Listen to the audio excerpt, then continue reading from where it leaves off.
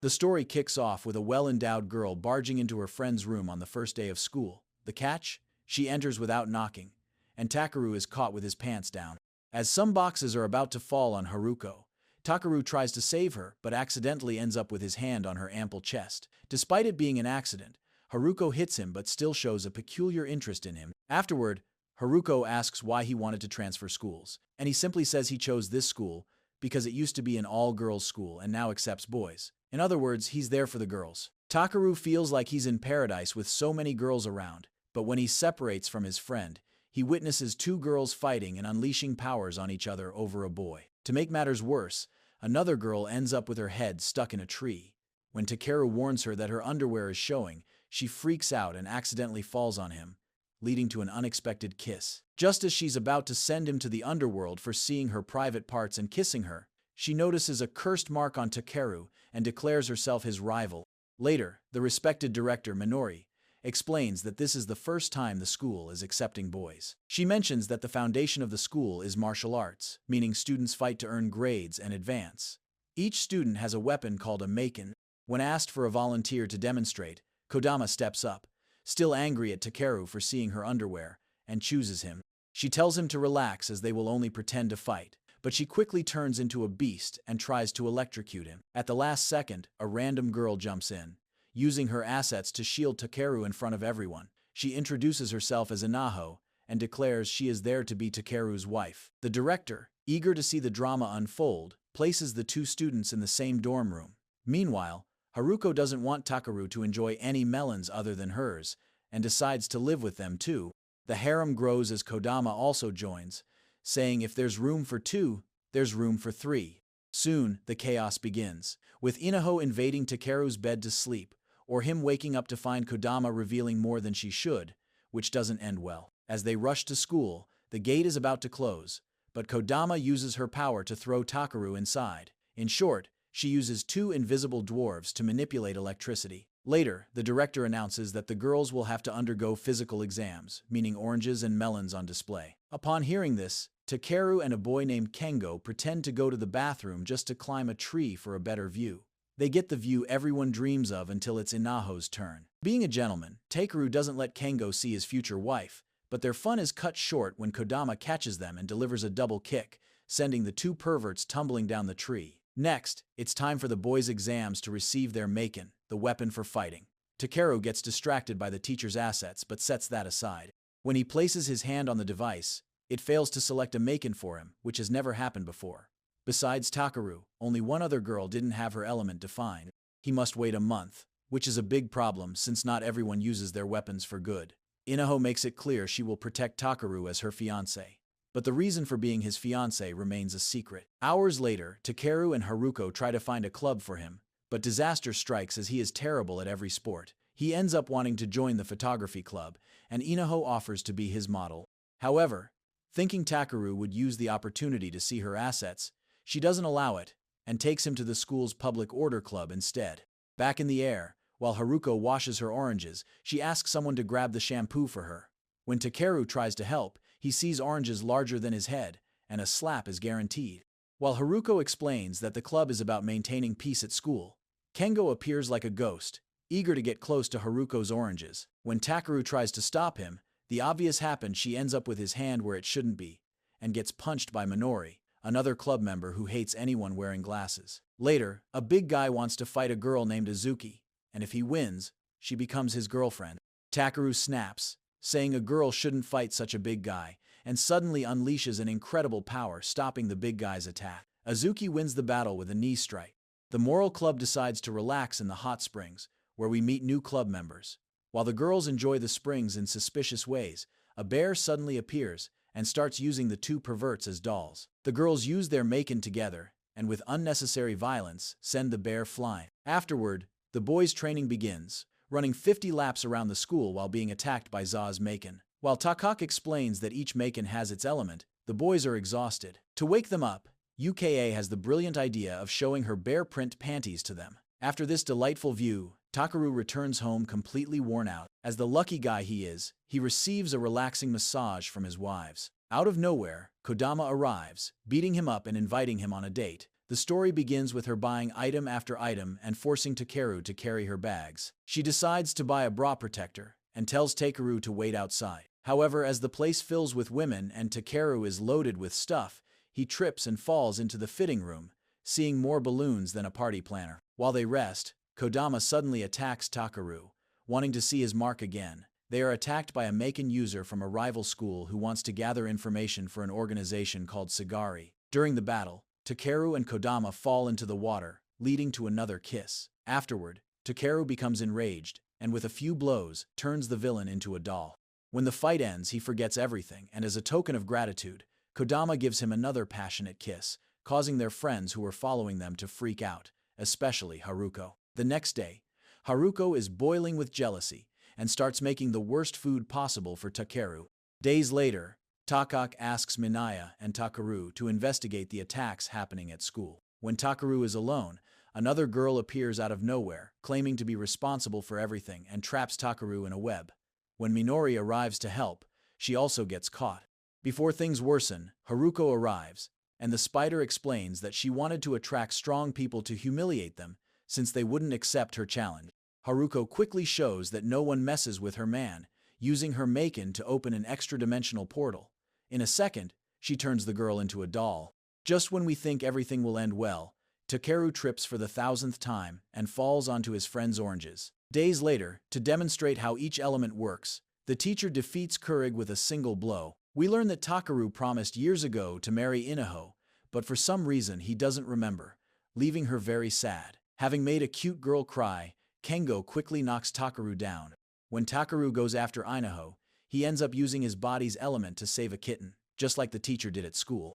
With more stones coming, Inaho saves him, and Takeru promises that even if he doesn't remember everything, he will strive to become strong and take care of her. Days later, Professor Jinan announces that Takeru's Maken is finally ready, but he doesn't have time to test it as a helicopter suddenly arrives at the school.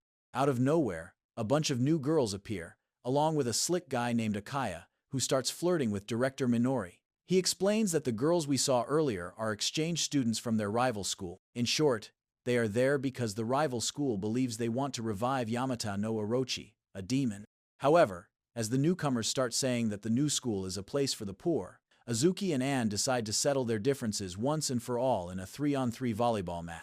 What was supposed to be a normal game turns into a war, but it ends in a tie. As no one wants to lose, the girls start using dirty tricks. When Takeru tries to stop them from getting hurt, the usual happens, and he ends up with his hands on Celia, one of the students from the other school. For some reason, she likes it, and the game ends in a draw. Days later, we see that Celia is an extremely popular idol among otakus, and like every girl in this anime, she immediately throws herself at Takeru, saying that until Inaho decides on their wedding day, Takeru will be her boyfriend. As expected, the otakus in the class turn into zombies from jealousy. Later, while the teacher takes care of Takeru, she climbs a ladder to get some medicine but slips, landing something she shouldn't on Takeru's face. I like it. The newcomers set up a mega operation to get Takeru to go on a date with Celia. But first, they need to eliminate the contenders Takeru already has, namely Kodama and Haruko. The next day, Takeru finds a love letter on his desk, but there's a catch. Kengo, in true nosy neighbor style, overhears everything and spills the beans to the girls. While Takeru goes to see who the girl is, Inaho is the first to be taken out of the game with a trap. Meanwhile, Celia finds Takeru and decides to take him somewhere fun, which turns out to be an abandoned house. Once inside, Takeru is caught in a trap, and suddenly the girl puts on the most suspicious outfit possible and starts putting on a private show for him. Even so, later, he wonders why he didn't fall for her. Days later, Kengo goes crazy, getting angry because their swimming class day is different from the girls. In other words, he just wanted to see some oranges. He proposes a duel to decide this, but in reality, all they wanted was to see the girls in swimsuits before the competition. However, it all goes down the drain, and they are forced to participate. In this battle, whoever loses their bandana or falls into the water first loses. The first match is Takeru against Inaho. He was losing, but by telling a lie and saying he would be her husband, she weakens, and he advances to the next round. The next match is Kodama against a background character who, when called 100 balloons, unleashes a lightning bolt bigger than the world on him. After other battles filled with oranges and balloons, we reach the final, Takeru versus Celia. As Demit gets distracted by a girl appearing at the door, she lets her friend fall with the balloons on Takeru's face. Taking advantage of this, he grabs her bandana and wins the battle. Afterward, Demora announces that it's time to put their mission into action. We then see Minerva, the new girl who, besides having incredible speed, has a peculiar interest in the underwear of other girls. Meanwhile, a battle unfolds between a silver-haired girl and a guy with spiky hair. The girl's weapon is so overpowered that by creating a puppet of the guy, she can hurt him in every way. When Takeru tries to intervene, she creates a puppet of him too, but luckily, Minerva saves him. We learn that Takeru failed the element test, which is necessary to master the Maken. If he fails again, he will be expelled from the school. So, they decide to go on a training camp. After a whole day, Takeru finally masters his element without losing his mind. However, he is being watched by Minerva, who can also see Kodama's electric dwarves. She discovers that Kodama has the power of Yamato no Orochi, but says she doesn't want to fight now because she enjoys being in a place with girls with large assets. Putting that aside, Takeru finally passes the test and can stay in school. Later, Takeru puts on his Maken for the first time, and Jen explains that he made Takeru's Maken perfect for someone who doesn't like fighting girls. Afterward, they need to raise money to pay for the annual training trip, so the girls decide to work at a maid cafe. By showcasing their assets in maid outfits, they attract many customers. Things get bizarre, with Kodama flaunting her feminine clothes to nerds just to take their money, or Haruko getting covered in tea. During this, we see that Torine, the puppet girl, is plotting something. We soon get proof of this when Haruko steps out to think about whether she's really in love with Takeru and gets attacked. Takeru arrives to help, but since he never gets stronger, he is saved by Azuki, who arrives with a flying kick. When they open the helmet, they see that the person inside is the owner of the cafe they work at, and he was apparently being controlled. Even though it wasn't his fault, he feels terrible about it. Days later, Haruko simply disappears. While searching, a possessed girl appears and tells Takeru to go to Manor Rara Peak. When he gets there, he finds that Haruko has been captured by Torine, who says that if he wants to save his friend, he must do as she says. He starts getting attacked by her henchmen in every way, but he doesn't fight back. Takeru begins to remember that he couldn't save his mother from death, just as he can't protect his friend now. Thinking about this, his power activates again, and as it spirals out of control, Takeru heads straight for the school. When the plan seems successful, Celia and the others go to Torine and rescue Haruko. Just as Takeru is about to turn the school into history, Haruko arrives at the last second. Using her Maken, she gives Takeru a reality check, removing the evil energy from his body.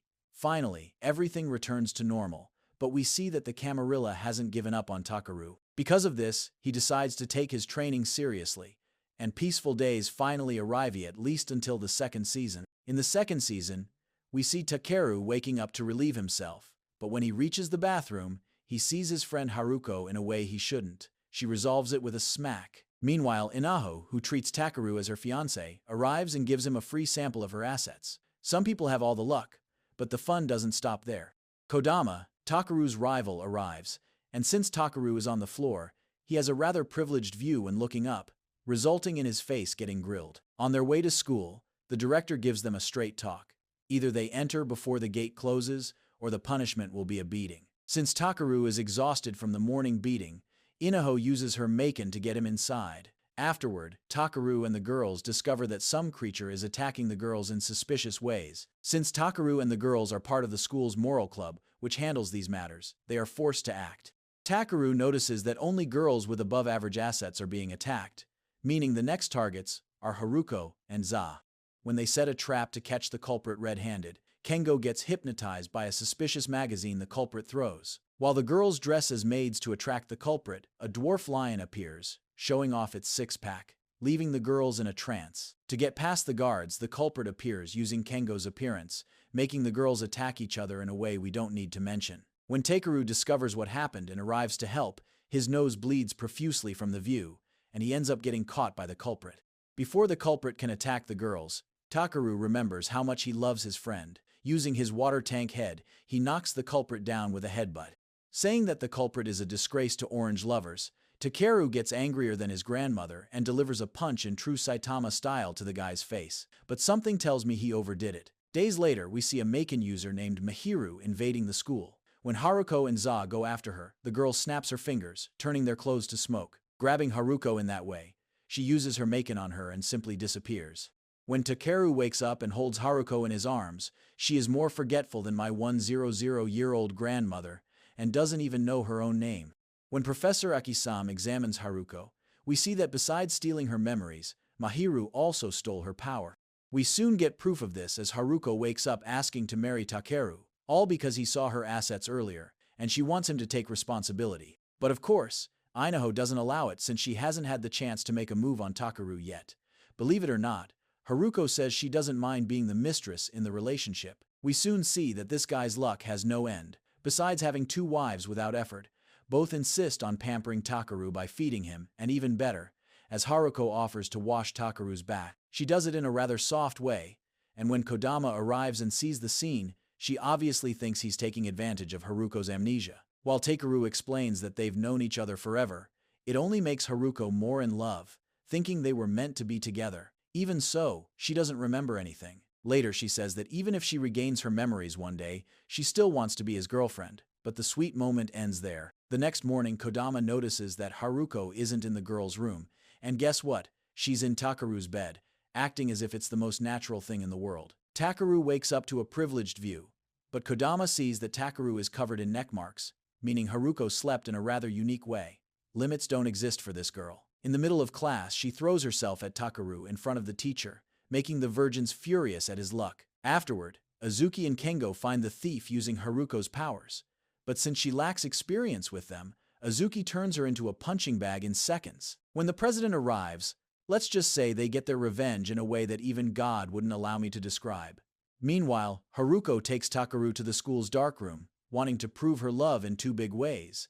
But just as she is about to get what she wants, her memories return instantly. Not knowing she planned this suspicious scene, Takeru gets beaten for the 1000th time. In a quick scene, we see that everything she did was her deepest desires, meaning she really wants it. In the next episode, Inaho brings her kitten Moni to school. But since it wants to play and no one pays attention, it starts glowing more than a Christmas tree, turning the girls into cat-eared and tailed versions. Takeru and Kengo freak out. As for them, it's every otaku's dream. To sum up how this happened, Jen, the teacher, explains that since the kitten had contact with their powers every day, it absorbed a bit of them. We then see that it's the time when felines want to practice a forbidden act. Let's just say the cats attack the girls in a way you can already imagine. Days later, the girls' cat instincts begin to take over completely, and they all want a famous Upa Upa with Takeru. When Kengo tries to help his friend, he fails miserably and is rejected. Takeru admits he would like to fulfill his otaku dream but ends up refusing and sprays them with water. To prevent anything inappropriate from happening, they decide to find Monji to return the girls to normal. When they finally find the mischievous cat, he restores everything to normal, revealing his intention was to create a harem with all the girls at the school. Afterward, Haruko notices that Shasha and Kim have been acting strangely lately. When she asks them what's going on, she finds them and Kodama lying in an unusual way, making strange noises. Even though he hasn't done anything, Takeru is blown up by Kodama for arriving at the wrong time. It turns out they were just preparing for the school's manga festival, and Kim needs help drawing some unique scenes. As they all decide to help, the girls dress in the most embarrassing ways possible. As a lover of oranges, the charming fool Kengo tries to capture the view, but when Haruko's orange protector is about to come off, Kodama channels Neymar and turns Kengo's face into a soccer ball. When the festival day arrives, the boys want to take advantage and buy certain suspicious manga that students usually can't purchase. But Haruko cuts their fun short. During the cosplay presentation, something unknown causes the girls' costumes to tighten, and all the manga characters come to life. With no other choice, Takeru and the girls must use their powers to fight. It turns out this was caused by 2 Maken users who wanted to see the girls in cosplay acting like anime characters. Kim snaps and, using her ability to create anything, gives Za a stone hand, crushing the guys like bugs, and everything returns to normal. Feeling sad for her wasted effort, Za and the girls decide to give Kim more interesting scenes for her manga. Guess who gets caught in the act and takes a beating for it? That's right, Takeru. Days later, Professor Ak receives a call from her mother, who says that unless she finds a husband soon, she'll have an arranged marriage. Under pressure, Ak claims she has an alpha male and uses Takeru as a decoy. He arrives at the infirmary with a head injury, and she takes a photo with him to send to her mother, claiming they're dating. Fast forward a bit, and Takeru gets hit on the head and wakes up handcuffed to the professor. Her mother believed the lie so much that she rented an island for them to enjoy the perks of a relationship, and even says she wants the first grandchild to be a girl. There's just one problem.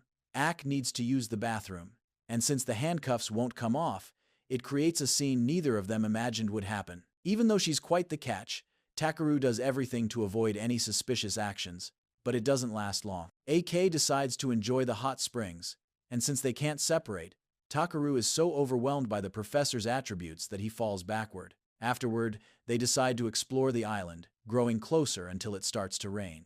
Afraid of the lightning, Ak hugs Takeru between her oranges. Just as a passionate kiss is about to happen, the usual anime interruption occurs. This time, it's Kodama and Haruko. To make matters worse, the gossiping professor spills everything they did, leading Haruko to resolve things the way her mother would with a good old-fashioned beating. Back at school, we see that Ak really fell for Takeru and enjoyed having a boyfriend, even if just for a while. Days later, Mina is invited to join the council. Just knowing she'll be near Haruko all day, she imagines her assets being attacked. When she goes to the test camp for approval, Yuka is already waiting for her. The first test is simply to make her bungee jump, but imagining she's falling onto Haruko's balloons, Mina jumps with joy. Next, she has to ride a mechanical bull, which isn't very comfortable. After one suspicious test after another, she finally gets approved. However, the president says there's one last thing: observing Haruko from every possible angle. What should have been easy turns into a nightmare, as just seeing Haruko's oranges gives Mina a nosebleed. One day, she sees Haruko playing with a Takeru puppet in a peculiar way and realizes she's not as innocent as she seems. When she joins the club, thinking she'll have access to her wife's oranges, all she gets is a welcome beating from the president. Days later, even though she's colder than an ice cube, Kodama buys a cute teddy bear named Rodolfo and takes it home. There's just one problem. When she goes to change, the mischievous bear falls repeatedly as if it has a life of its own, just to keep an eye on her. Suddenly it starts talking with a voice deeper than Batman's, saying she's not interesting because she's as flat as a flat-screen television.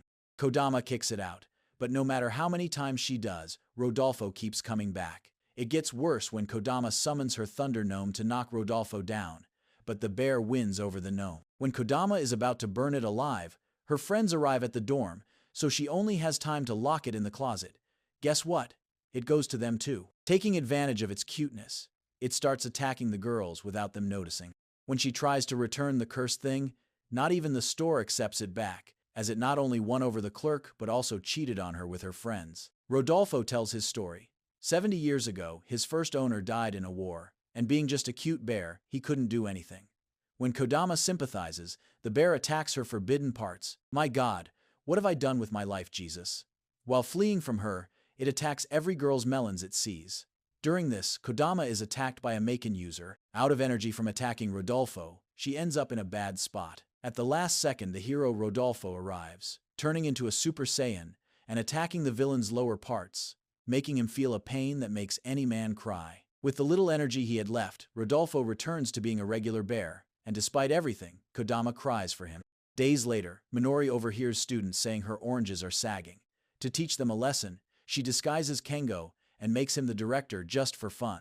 He goes wild, making the girls crawl under a bar to enter the school just to see their assets, or in math class, where they have to do calculations by measuring their oranges. In PE class, they have to fight wearing only beachwear. The girls snap and decide to rebel against the director. Kodama challenges him to a rock-paper-scissors duel, where the loser has to remove a piece of clothing. As expected, he loses miserably in every round, and ends up with his magic wand exposed. Another day, after beating up bullies who said she doesn't look like a girl, Azuki steals their clothes to escape the rain, but bumps into the president. Because of the masculine clothes she's wearing, the president thinks she's an alpha male and falls in love. When Azuki reveals that the supposed guy is actually her, instead of telling the truth, her friends suggest Azuki dress as a guy again and go out with the president. This is because she's always been lonely and never knew what a relationship was like. Surprisingly, she agrees, and even unintentionally, they end up in suspicious situations, like squeezing together on a bus, or making compromising poses while playing a dance game. To make things even more confusing, they end up at a wedding rehearsal. Suddenly, Azuki bumps into the dress, and they share their first kiss. Azuki is so shocked that she has a nightmare about becoming a father. When Azuki tries to tell the truth, bullies appear seeking revenge for the beating, Using a Maken, they start attacking the president in a suspicious way. Tearing Azuki's clothes, the president finally discovers she's a woman. She snaps and reveals her power, a powerful bow that leaves everyone broken with a single arrow shot. Not wanting to admit she kissed a girl, she pretends it never happened and gets revenge by making Azuki clean the bathroom for 2 years. We then delve into the past of Director Minori and the other teachers. Professor Genin, the creator of the students' powers, was kidnapped and forced to become a school study. Later, Gen sees 2 students ready to fight, but when the director tries to stop them, one attacks the other with an absurd shot. It turns out to be a hypnotic bullet. When they invite him to join the group, he refuses. Days later, the worst happens. Several controlled students try to steal the school's secret documents. Dominating a girl's body, the controller attacks Akaya, saying that unless they hand over the documents, the girl will be killed.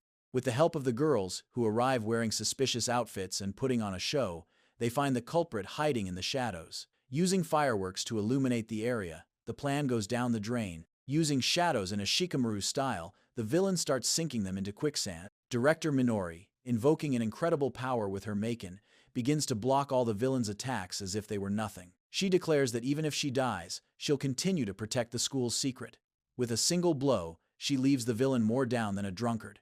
Finally, Akaya decides to join their group. Back in reality, when Director Minori finishes telling this super interesting story, we see that the villain who stole women's clothes has returned. As expected, Takeru and the girls mess up again, turning the school Minori wanted to save into history. Thank you for watching until the end. If you enjoyed this video, don't forget to give it a thumbs up and subscribe to our channel for more amazing content. Comment the secret phrase Cat Chaos to show you're a true fan. Stay tuned and hit the notification bell so you don't miss our next episode, where we'll dive into more exciting adventures with our favorite characters. See you next time.